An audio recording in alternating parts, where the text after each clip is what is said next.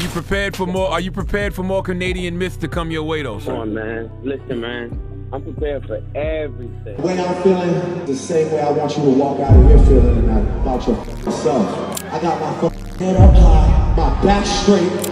I'm 10 toes down, and I know that no matter what, it's not a nigga on this earth that can ever me in my life. Up against Cole and Kendrick. I'm excited that the decade's about to turn and we're gonna see who can go that extra stretch. Three-headed monster. Yeah. Drake is stirring things up again, folks. He's messing with Kendrick Lamar, but this time he might be in over his head because Pusha T is back. There's talk about Kendrick and Pusha teaming up for a diss track against Drake. Rumor has it that they have some big dirt on him that could do some serious damage. Drake is stirring things up again, folks. He's messing with Kendrick Lamar, but this time he might be in over his head because Pusha T is back. There's talk about Kendrick and Pusha teaming up for a diss track against Drake. Rumor has it that they have some big dirt on him that could do some serious damage.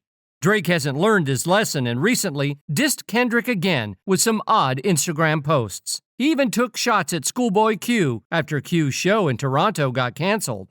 Now let's dive deeper into this controversy. Don't forget to hit that subscribe button and ring the notification bell so you never miss an update from us. Let's get into it. Much he's talking about the big three, and we all know the big three is Kendrick Lamar, Drake, and J. Cole. But he's saying, forget the big three, it's just me. And this kind of reminds us of the diss he made on the track called Control. Drake's antics show he still doesn't get why Kendrick called him a colonizer. Fans are now wondering, is Drake clueless about the culture he's trying to be a part of, or is he just doing this for attention? Either way, it's not a good look for the Six God singer. So, are Kendrick and Pusha T really about to drop a diss track on Drake? Let's dive in. Are you ready for more drama? Are you ready for more Canadian myths to be busted? Now let's break down this culture vulture thing and see why Drake's in hot water. What does it mean to be a culture vulture in hip-hop? It's not just about borrowing a few beats or styles. It's about taking from one culture, especially a marginalized one, without truly understanding or respecting it. Drake's been accused of this more than once. Remember the photo Pusha T used in The Story of Adidon? The one with Drake in blackface? Pusha claimed this shows how Drake uses Black American culture when it suits him while staying silent on issues affecting Black Americans. Around in these weird suits. Parade them. It's clown-like. You know what I'm saying? Yes, sir. That's what I get. I get clown feelings from that. I look at him. Drake tried to claim that Black Americans don't accept him because he's Jewish, Canadian, and mixed. But Kendrick, Pusha, and others have made it clear it's not about his skin tone or nationality. It's deeper than that. The issue is that Drake picks and chooses parts of Black American culture to profit from. When it comes to real issues or Black trauma, he mocks and disrespects them. Man, y'all already know, man, it's your boy Drizzy Drake coming to you, man. Whenever y'all in LA, man, tapping with my man, Don Pax, man. He got all that shit, man. Y'all be putting in your arm, he got that, man. Y'all be off that fence. It's whatever you want to do. Y'all still on them 30s, you got a Don Pax, perk 80s, you know what I'm saying? Drake has used slavery as a punchline in multiple songs. But as many fans have pointed out, imagine the uproar if Kendrick used something like the Holocaust as a punchline. Fans said, the fact that Drake joked about the freedom of slaves shows he knows nothing about our ancestors, Black pain, or slavery. One fan added, imagine if Kendrick said the tattoos he was burning were the tattoo numbers of Jewish Holocaust ancestors. It wouldn't be a joke, would it? White boy, is Black pain funny to you? Right. I heard you like them young. Get out the way, man. Get out the way. Get out the way. Get me out the way, homie. You a lame too. Hey Drake, you on the phone with an A minor. Let's do. From a place where it's a true mosaic, you know, we're to me the most open-minded place you can possibly find yourself. So I don't ever look at it as that, you know, but there are other places that you go where it's just not so, it's not that simple, you know. Lately, there's been a lot of talk about Drake disrespecting hip-hop legends, especially those from the West Coast. The West Coast isn't letting this slide. Let's talk about why the West Coast is so important in hip-hop. We're talking about legends like Tupac, Dr. Dre, Snoop Dogg, and NWA. These artists didn't just make music, they created a movement. They put the West Coast on the map and shared stories that weren't being told before. So when Drake disrespects this legacy, like using Tupac's AI voice to diss Kendrick, or claiming he gets more love in Kendrick's city than Kendrick himself, it doesn't set well. Tupac's estate and family publicly condemned Drake for this. Tupac's brother called it a cowardly move, and the lawyer for Tupac Shakur's estate, Howard E. King, said it was a clear violation of Tupac's rights. King stated that the estate would never have approved using Tupac's voice against Kendrick Lamar, who has always shown respect to Tupac and his legacy. Drake's mistake is confusing the upscale areas of Hollywood with the real heart of Los Angeles. Van Lathan, from the Higher Learning podcast, pointed out that Drake confused West Hollywood for Inglewood and Delilah for Watts. That's like confusing Times Square with the Bronx. It's not just a mix-up, it's disrespectful. Which he shouts out. He confused Poppy for Compton. He confused West Hollywood for Inglewood. Mm-hmm. The people that I seen, the people that I observed bopping to Not Like Us, they was two-stepping to that. The West Coast isn't letting Drake off the hook. At his concert in Inglewood last month, Kendrick took shots at Drake for disrespecting West Coast legends by buying Tupac's ring and using AI-generated voices of Tupac and Snoop. Even Kanye West recently called out Drake, going so far as to name-drop people he thinks are pulling Drake's strings, like the CEO of Universal Music, whom Kanye called Drake's rich baby daddy.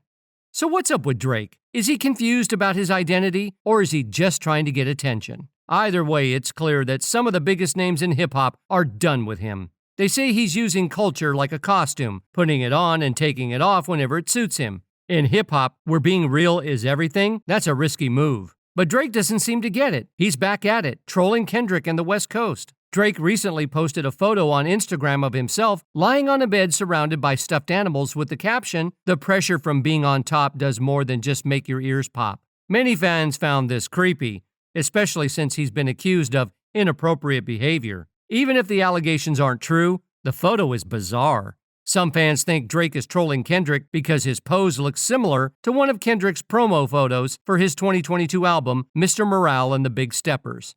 Drake also threw shade at TDE rapper and Kendrick's friend, Schoolboy Q. Q's Toronto show was canceled at the last minute, and he announced on Twitter, "They just canceled my show in Toronto. Canadian police don't want nobody from TDE performing." Q also warned, "Top was just with Wayne and Baby. Party Next Door just had a show at the Palladium. If we wanted to get you all, we would have just did it. Now when somebody gets hurt, don't cry."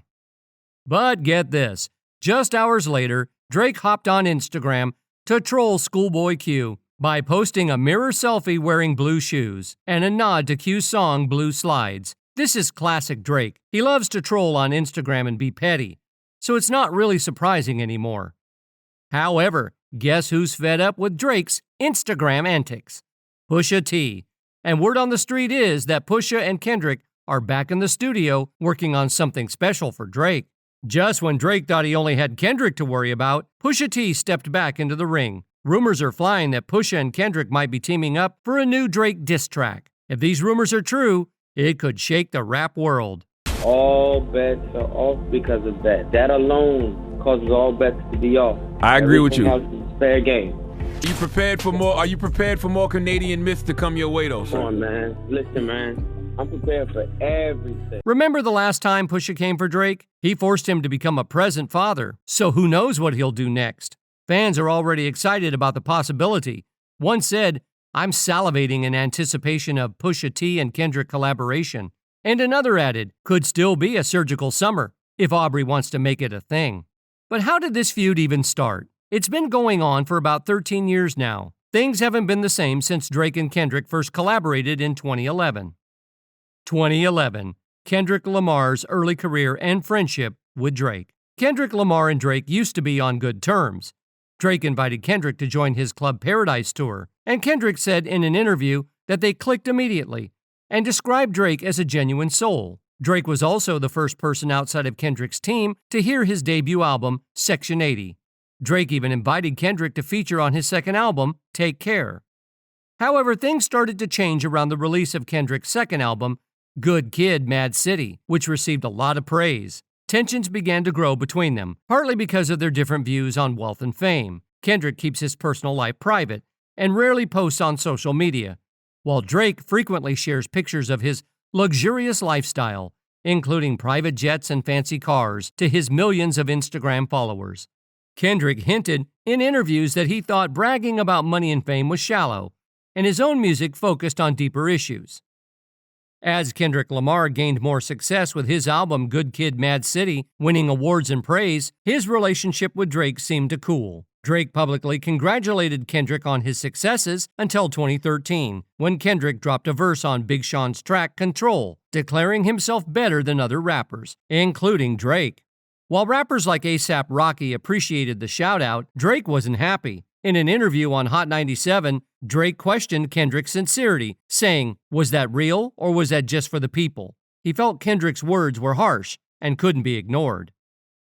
Drake later suggested Kendrick was more about creating moments than lasting works, doubting Kendrick could top Good Kid, Mad City.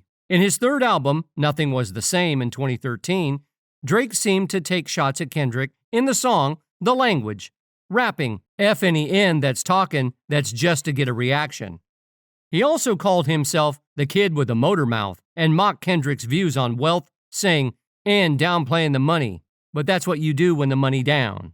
In a recent episode of What's the Dirt YouTube show, host Matt discussed the beef between Drake and Kendrick Lamar.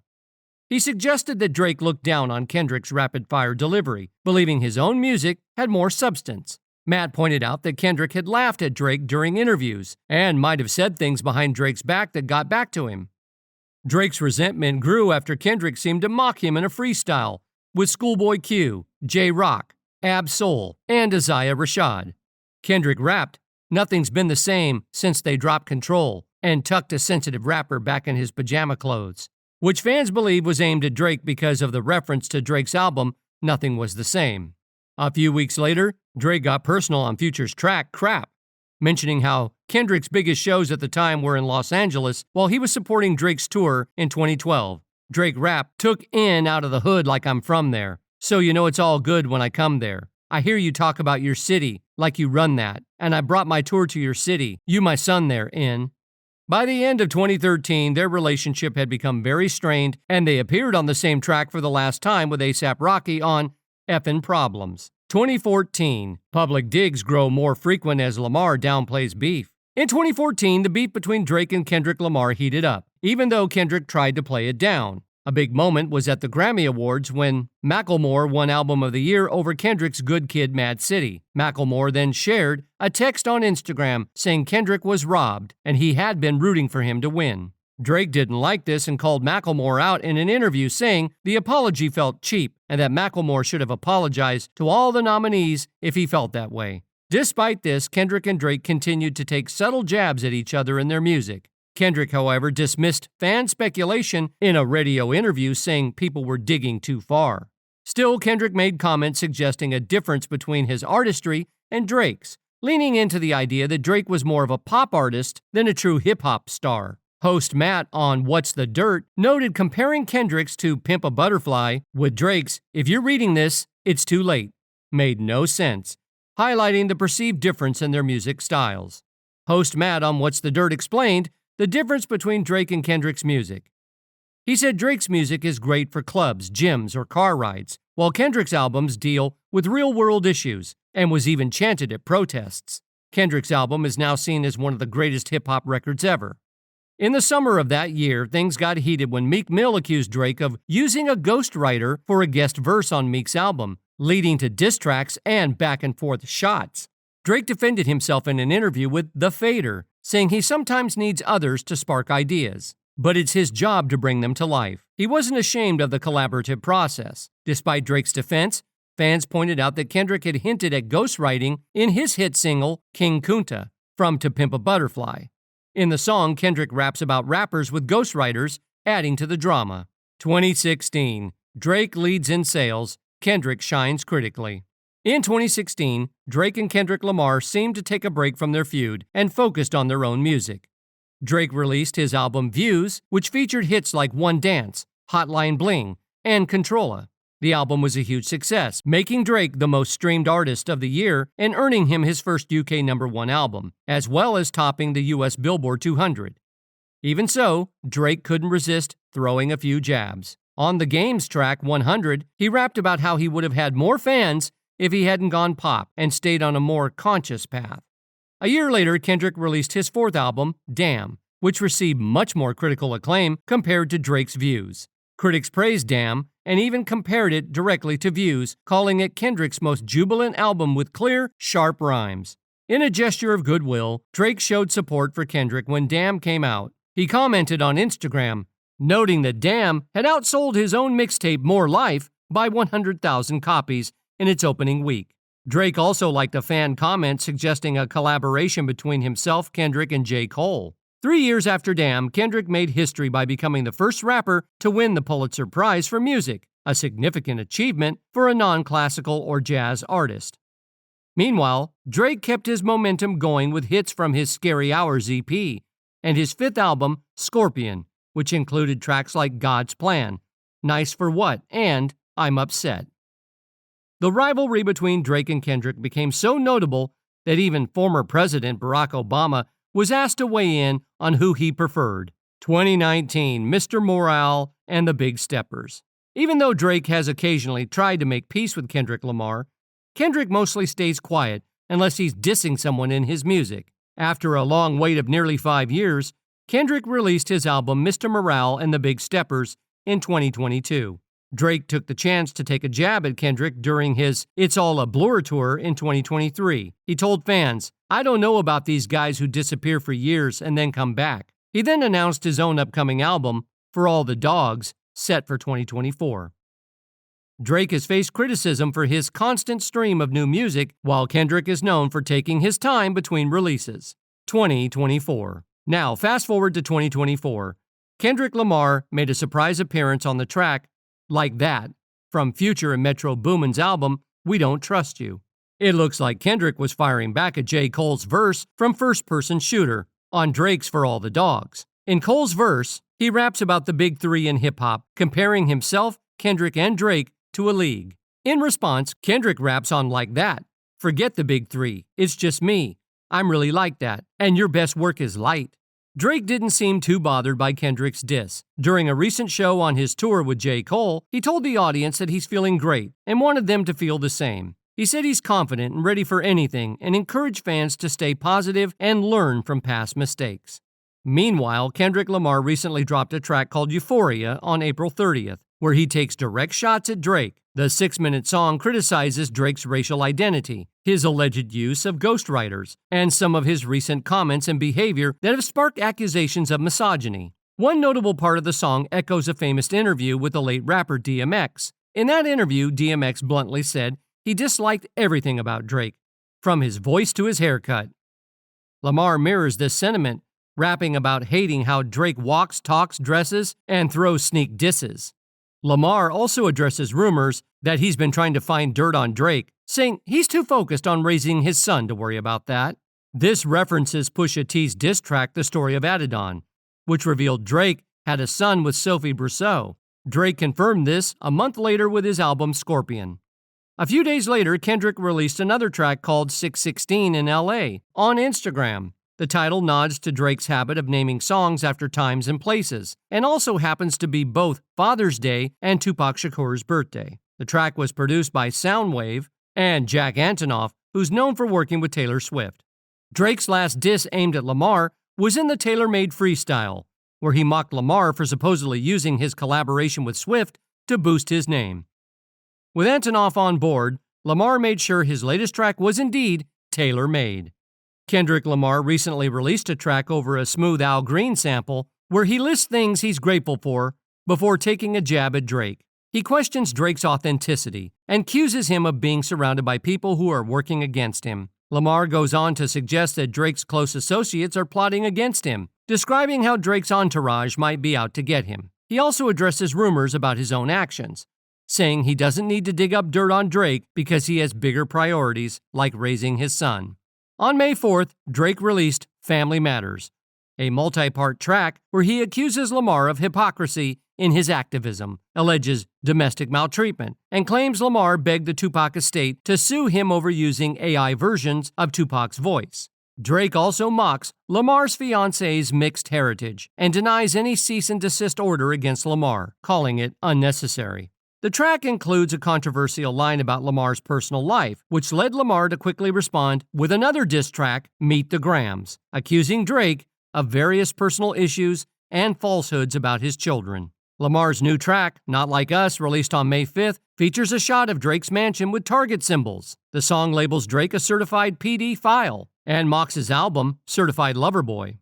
Drake swiftly responded with The Heat Part 6, addressing Lamar's claims about a secret daughter and denying any involvement with underage women. He claims that the story about a daughter was a deliberate falsehood planted by his team and dismisses the accusations against him, emphasizing that he's too famous to be involved in such behavior.